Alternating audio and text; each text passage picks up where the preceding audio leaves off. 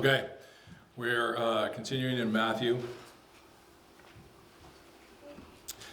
and in chapter 13 we're looking at the parable of the weeds. It begins at verse 24, and then we're going to go all the way through 43, because that's where the explanation of that ends. So in our passage today, Jesus tells us the reason for there being evil in the world and what the end result will be. What we see is that evil will exist until in the world until the harvest of Judgment Day. And as followers of Jesus, we must hang tough until that harvest. So that's why it's called hanging tough until harvest. So let me pray again and we'll look at Matthew. Father, as we look at this parable of the weeds,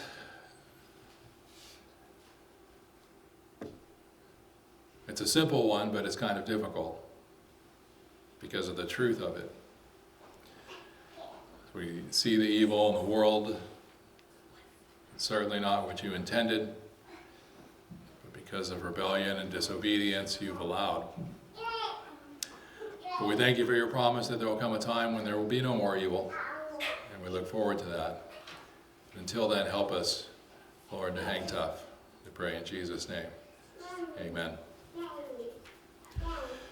All right, Matthew chapter 13, beginning at verse 24. Let's start this out. He put another parable before them, saying, now this is all continuation of the previous stuff we've covered in the past couple of weeks, but another parable before them, saying, the kingdom of heaven may be compared to a man who sowed good seed in his field.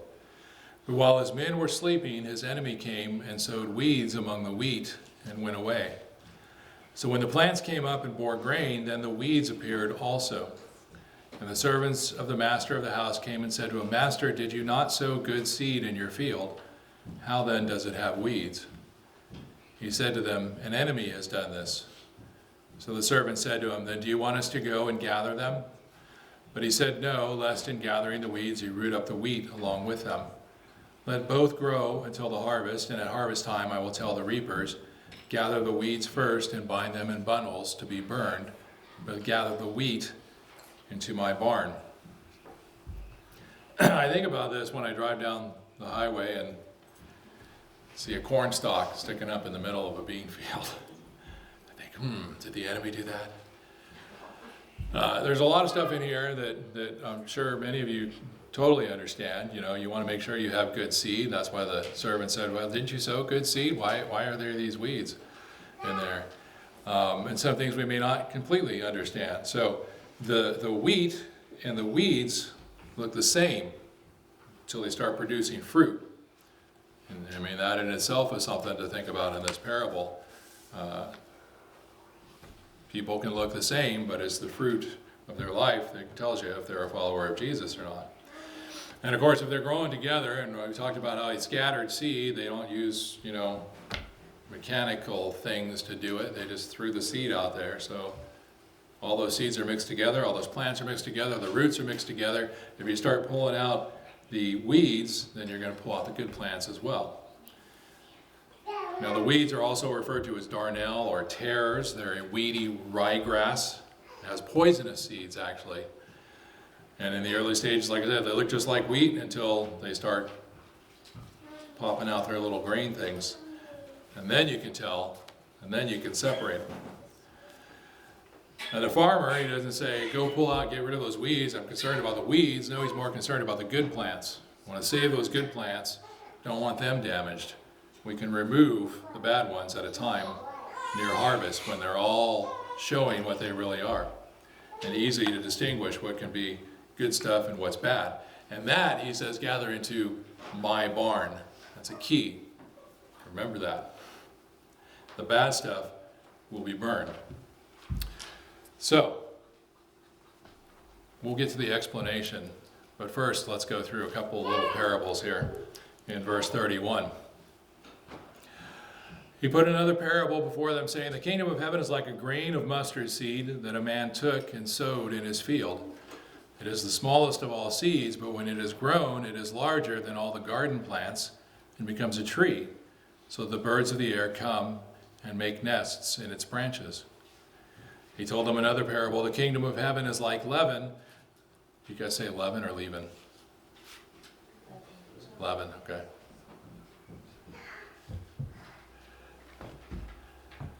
You heard that? How do you pronounce it? Depends on where you are and who you're trying to impress. Yeah. Know your audience. All right. Verse 33. He told them another parable. The kingdom of heaven is like leaven that a woman took and hid in 3 measures of flour till it was all leavened. Or is it leavened then? I don't know. Point being that it spreads. It goes all throughout whatever it is. So these 2 parables, they explain the kingdom of heaven. They compare it to things that start small. Little tiny seed, a little bit of leaven. I mean, I know what yeast looks like, little tiny things. I've made bread before. But then they get mixed in and they spread out throughout until everything is, or excuse me, they start small and then become something big. And he says the kingdom of heaven is like that. Now, Matthew uses the term kingdom of heaven because he's writing to Jews, and he doesn't want to offend them by calling it the kingdom of God. But it's the same thing, kingdom of heaven, kingdom of God. But he's saying that the kingdom of God starts small, Jesus says this, and it grows into something big. It's always growing, it's always spreading. Even though it happens slowly and it's difficult to see, remember that, it is continually growing and spreading. It cannot be stopped. Now, this next part we covered last week. It explains why he speaks to them in parables, verses 34 and 35. All these things Jesus said to the crowd in parables. Indeed, he said nothing to them without a parable. This was to fulfill what was spoken by the prophet. I will open my mouth in parables. I will utter what has been hidden since the foundation of the world. So Jesus taught in parables. They were regular situations, stories of regular situations that had deeper spiritual meaning. This was to conceal the kingdom further from those who lacked ears to hear. Don't think that this was meant to purposefully exclude people from the kingdom, right? He didn't do it as a trick, but it was kind of a test. It was giving them an opportunity to exclude themselves. If they chose to only hear the little story and not question it further, that was their choice. But if they thought to themselves, he's got to say something, mean something more than that. If they understood there was a deeper meaning and they sought it, that meaning would be revealed. But otherwise, it was just a nice little story. So his disciples understood that there was something more, and they're the ones who sought the deeper meaning. And so we now pick it up in verse 36, where he reveals to them the parable of the weeds. It's so great when you have a parable and Jesus explains it. Matthew 13:36, then he left the crowds and went into the house, and his disciples came to him saying, explain to us the parable of the weeds of the field. He answered, the one who sows the good seed is the Son of Man. That's Jesus' favorite name for himself. The field is the world, and the good seed is the sons of the kingdom. The weeds are the sons of the evil one, and the enemy who sowed them is the devil. The harvest is the end of the age, and the reapers are angels. Just as the weeds are gathered and burned with fire, so will it be at the end of the age. The Son of Man will send his angels, and they will gather out of his kingdom all causes of sin and all lawbreakers, and throw them into the fiery furnace. In that place there will be weeping and gnashing of teeth. Then the righteous will shine like the sun in the kingdom of their Father. He who has ears, let him hear.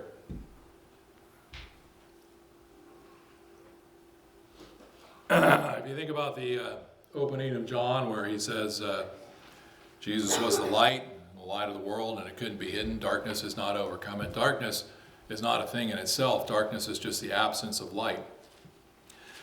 And so when you have these shadow people, evil things, then there are shadows.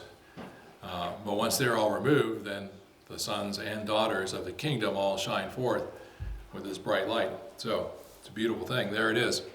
The explanation. Jesus plants followers in the world. That's the field, the world. The enemy plants his followers also, hiding them amongst Jesus' good seed. And at the end of the age, the angels gather the wicked and throw them into the fire for destruction, and Jesus' followers to him. So what we see then is the parable the meaning of the parable of the weeds. It's simple, makes perfect theological sense. There's good and there's bad. And at a time to be determined by God alone, they'll be separated, one to be with him for eternity and one for destruction. It says a great deal about what's happening in the world and why it's happening. Why is there pain and suffering and wickedness and war and famine and all of these things going on? Well, because in the world there are Jesus's followers and there are sons of the wicked one, and they're causing trouble. Their whole point is to choke out the good seed and to just be a field of weeds.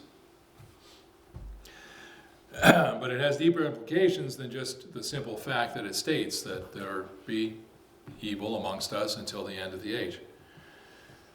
And what it does state, like I said, there's evil amongst us until the end of the age.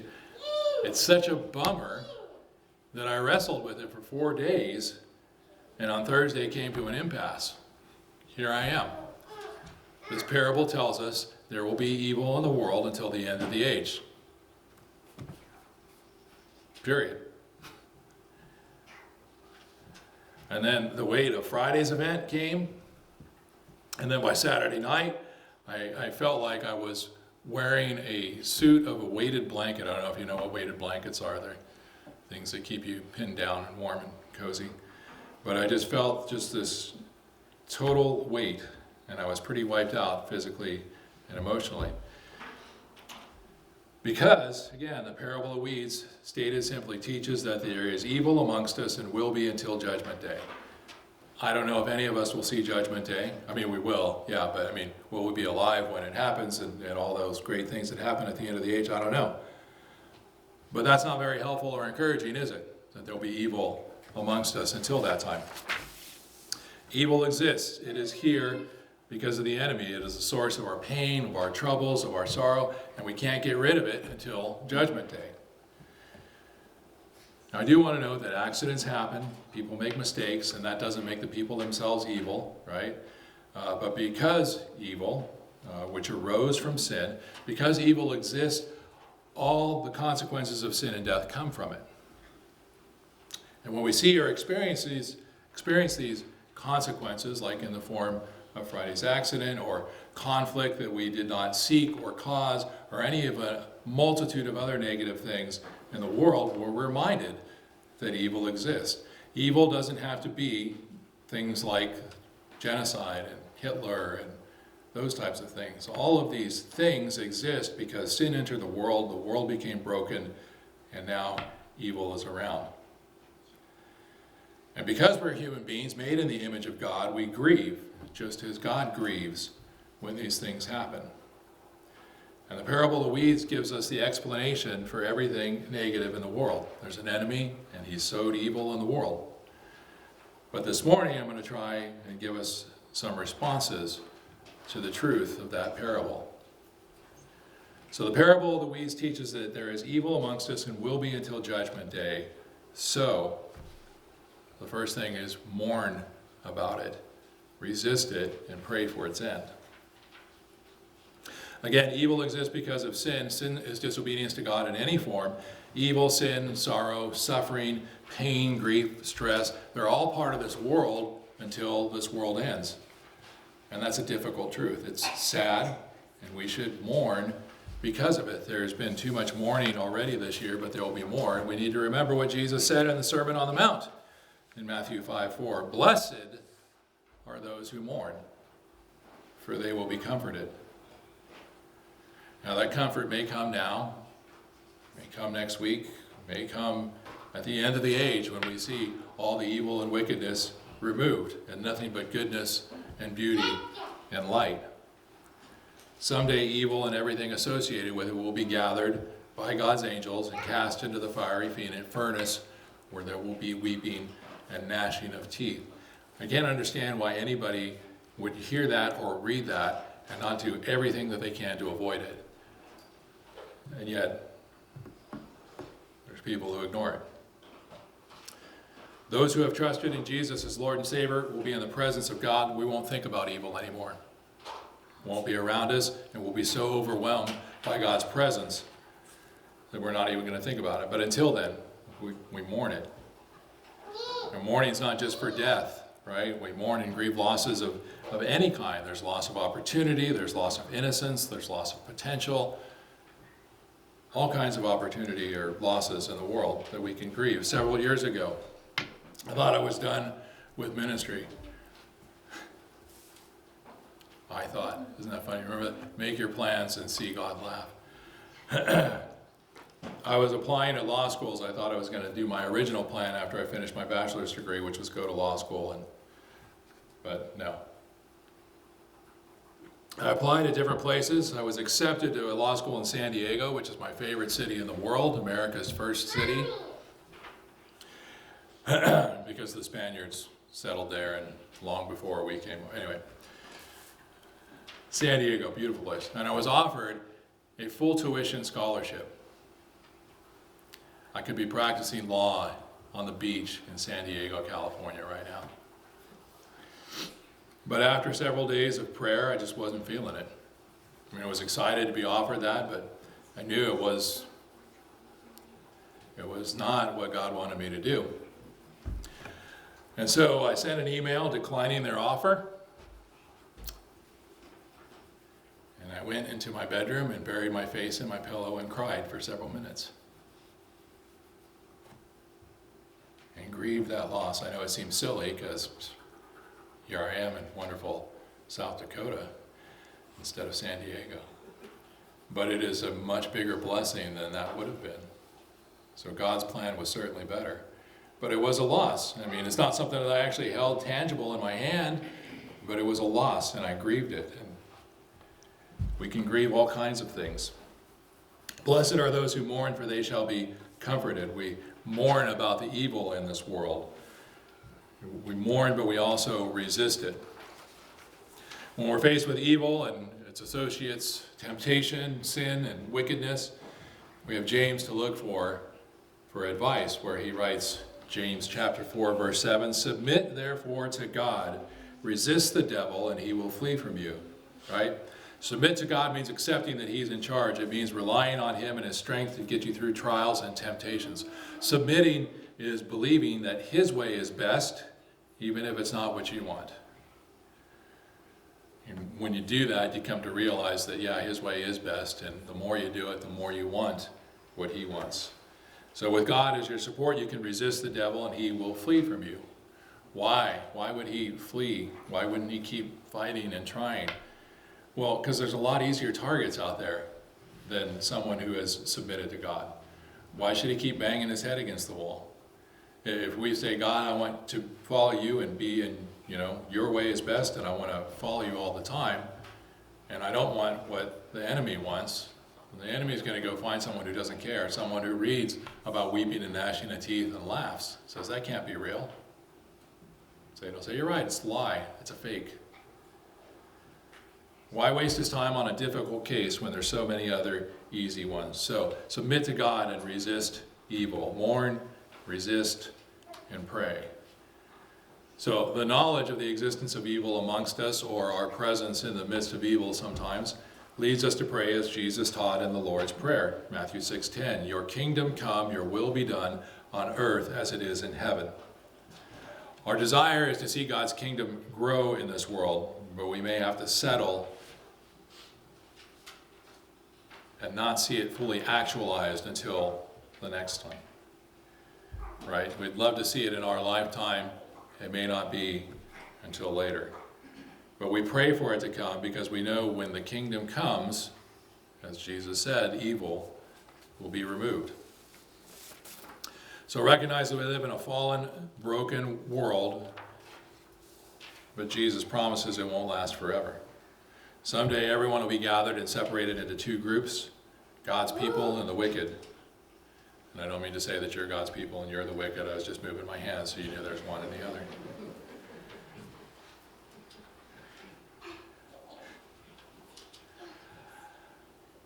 All of the evil that exists will be eliminated. Mourn, resist, pray against the evil in the world. And that puts us in a correct frame of mind to seek out that which only God can truly give, which is comfort.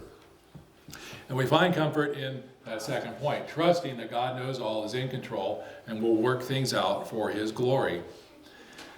In Genesis which we should have probably read within the last week or two. Chapter 16, there's the story of Hagar and Ishmael, Abraham's first son by his wife's servant.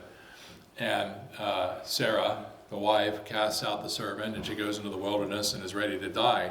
And while she's there, an angel visits her and says, "What are you doing out here? Don't worry, your son's going to live, you're going to live, he's going to be made into many nations too, you're going to be blessed." And there, Hagar called upon God, El Roy, the God who sees. God sees everything. Everything. Everything. What does that leave out? Nothing. He sees everything. He's everywhere. He knows all. He knows not just everything that happens, but everything that could possibly happen. In Matthew 11, Jesus talked about that, where, in fact, I'll just flip to it real quick, Matthew 11:21. He knows all possible outcomes. 11:21, where he says, woe to you, Chorazin, woe to you, Bethsaida, for if the mighty works done in you had been done in Tyre and Sidon, they would have repented long ago in sackcloth and ashes.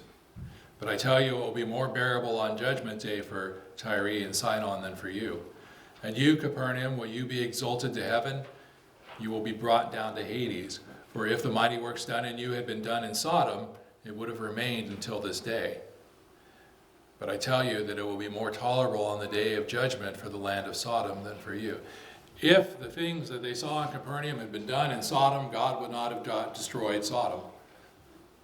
That's what Jesus says, because he has that knowledge of God. It's like, all these different possibilities, he sees them all, he knows them all. So even if we see something, something happens in this world and we wonder why, for example, not going to law school, what would have happened if I'd gone there? I don't know, but God does. And I trust that what happened in my life is better than what would have happened in what he prevented, right? In Romans 8:28, we know that God causes all things to work for good for those who love him, who are called according to his name. That's again, trusting that he knows all, that he's in control. He's working everything. Even when we make stupid decisions, God works it together for good, for his glory. Psalm 19:1, the heavens declare the glory of God. Everything is for God's glory. The heavens, our lives, creation, his word, his works. In Isaiah 48:11, he says, for my own sake I do it. For how should my name be profaned? My glory I will not give to another. And then Paul advises the Corinthians in 1 Corinthians 10:31, everything you do, whether eating, drinking, even things as mundane, as life-sustaining, as simple eating and drinking, do all these things for the glory of God. That is our purpose. Purpose of man. The chief aim of man is to glorify God and enjoy him forever. So we trust that he knows all, because he does, that he's in control, that he knows possibilities, that he works things out. There's the beginning when he said, let there be light. There's the end when we're all in heaven forever worshiping him. And nothing is going to stop his plan from getting there. Not evil, not wickedness, not sin, not trials, not tribulations, not troubles, nothing. So we trust that God knows all, is in control, and works all things for his glory. He knows everything.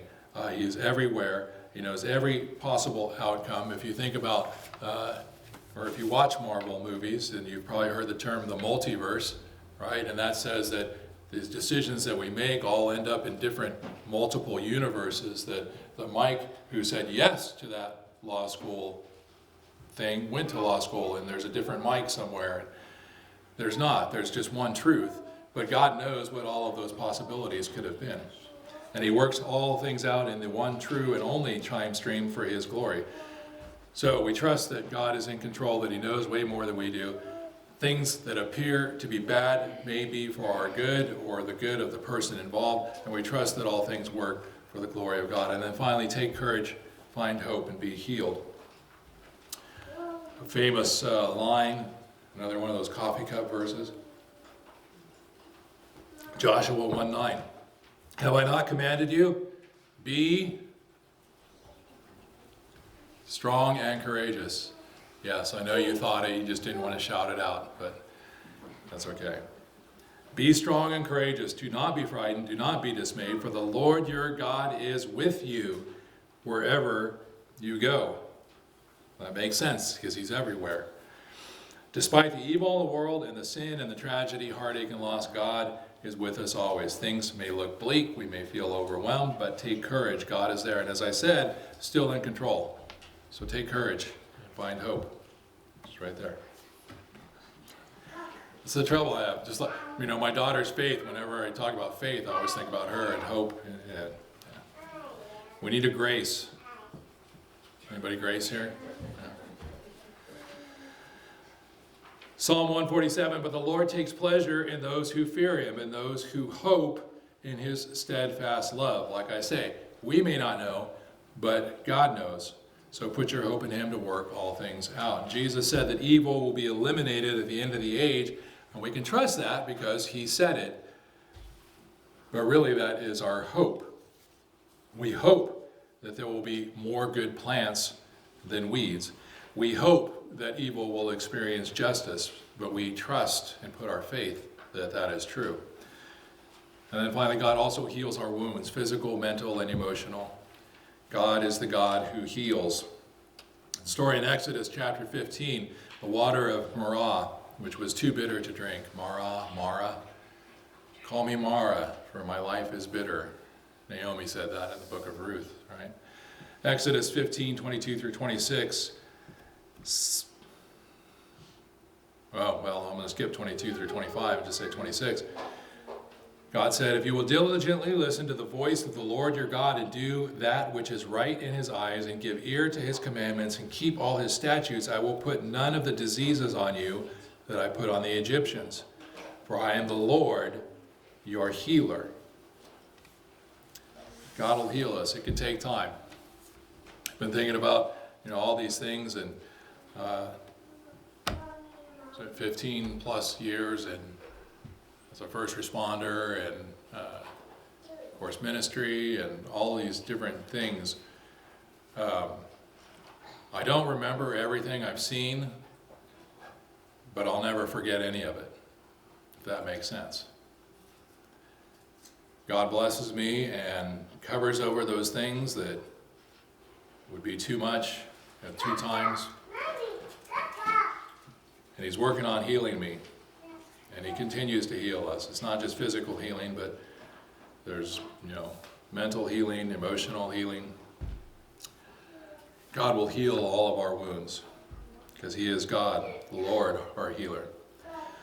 So the kingdom is like a mustard seed and like leaven, right? It slowly grows and spreads to become everywhere. And the day is coming where there will be no more pain, no more tears or evil in the world, and God's kingdom is everywhere. There is evil, though, among us and will be until Judgment Day. So mourn about it, resist it, pray for its end. Trust that God knows all, that he's in control, will work all things out for his glory. Take courage, because he is with us. Find hope and be healed. Hang tough until the harvest. Gracious and loving God, we thank you for this day. And even passages like these, the majority of the subject of it is the evil in the world.